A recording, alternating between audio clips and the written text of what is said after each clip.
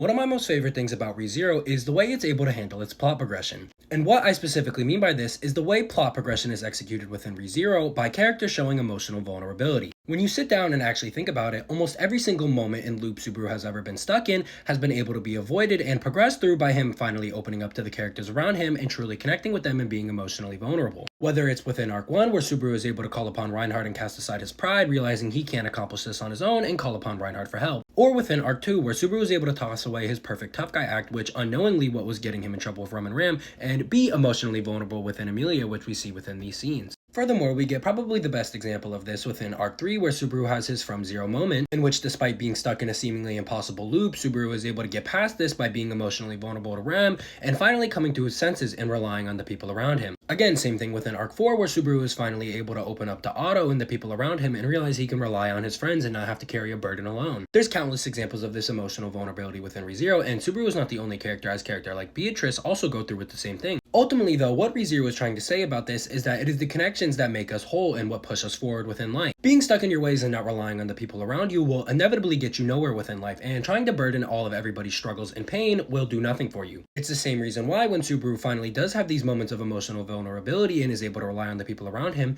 his usage of Return by Death becomes less and less and less. And is also why within Arc 5, Subaru barely uses Return by Death, because at this point within the series, he's had the development to understand and know that relying on the people around him and telling them what's going on will be much easier than trying to carry this burden alone. Overall, through this, ReZero is able to perfectly execute that we are all connected and that relying on the people around us is really what thrusts us forward. I touch up on this theme more and how ReZero executes this within multiple ways, specifically through the value of a name within my latest YouTube video. So if you want to hear more about ReZero analysis, make sure to check that out. And yeah, peace.